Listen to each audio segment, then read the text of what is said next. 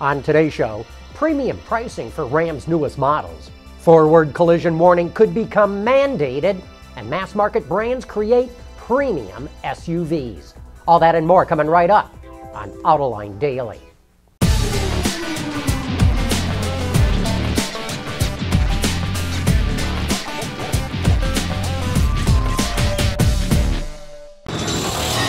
This is Autoline Daily for June 9th of 2015. At the Detroit Auto Show this year, Ram revealed this tough-looking version of the 1500 called the Rebel. And now we know what it's going to cost. When it hits dealerships this summer, it will carry a starting price of $43,000. Ram also announced that the premium Laramie Limited model will start at just under $51,000.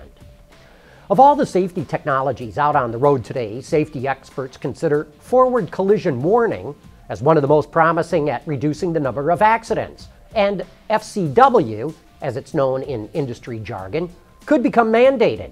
Now the National Transportation Safety Board is urging automakers and NHTSA to mandate it. The sensor-based system can detect and warn the driver of a pending crash. Some of the more advanced versions will automatically apply the brakes, and others will even bring the vehicle to a full stop. But this technology is also in its infancy. NHTSA has initiated an investigation into Jeep Grand Cherokees that seem to slam on the brakes for no apparent reason. And we here at Autoline have run into other vehicles that register false positives when the radar detects guardrails at turns or stationary cars at intersections waiting to make a turn. Even so, forward collision warning with full stop could drastically reduce rear enders. Elio Motors just announced that it started working on a 5th generation of its two-seat, three-wheel vehicle. As you can see here, the styling has been updated. It's a bit sleeker than before, which the company says helps with aerodynamics, but it still maintains the same profile as the previous generation. It's powered by a 0.9-liter three-cylinder engine that was developed by IAV. Its multi-mode manual transmission was developed by Aisin. The powertrain setup is expected to deliver 84 miles per gallon. It'll be built at a former GM plant in Shreveport, Louisiana, with the help of Kamau, a subsidiary of Fiat Chrysler. Elio is targeting mid-2016 for the launch of its unnamed vehicle, which will retail for $6,800. And we'll be back with a lot more right after this. Autoline Daily is brought to you by Borg Warner. Feel good about driving. Bridgestone Tires. Your journey, our passion. Dow Automotive Systems. Breakthrough technologies for lightweight vehicles. And by Hyundai. Learn more at Hyundai.com. The premium crossover segment is red hot, and so now it's starting to attract mass market brands, such as Ford offering a new Platinum Edition for the Explorer. And now Reuters reports that Hyundai is looking at developing one based on the Genesis.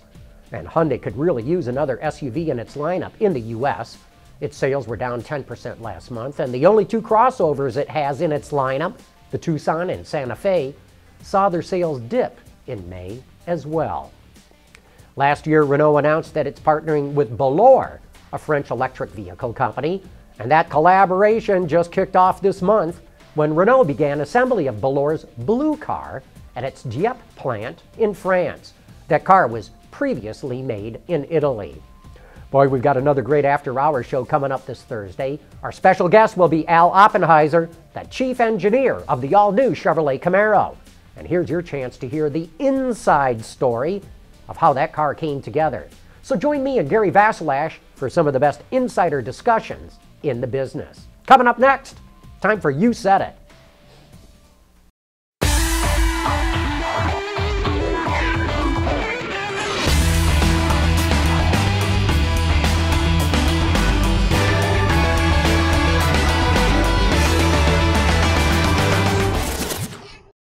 There's more car news and industry insight from the Autoline Network every day. Take a moment to click that subscribe button. You'll never miss another Autoline episode.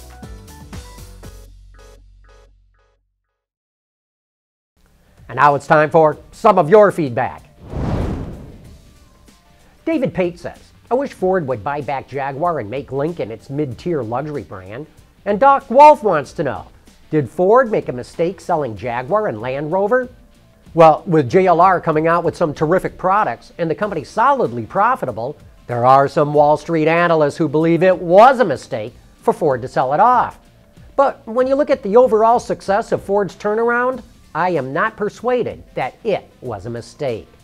Jeff Sandy Chelsea wants to know, why are we focusing on ethanol rather than algae fuel? If algae fuel tech was developed, we could grow all of our transportation fuel in the desert, leave the food supply alone, and maybe even genetically engineer algae to create cleaner burning fuels. Well, Jeff Sandy Chelsea, algae fuel is promising, but ethanol is here today. If someone can make algae fuel affordable and in massive quantities, it could be a game changer, but no one has done that, and that's why there's the emphasis on ethanol. HTG saw our report on that 5.2-liter V8 that Ford's going to drop into the GT350 Mustang, and especially the detail that we pointed out of the series of ridges inside the exhaust and intake ports. Did Ford explain how those ports improved airflow?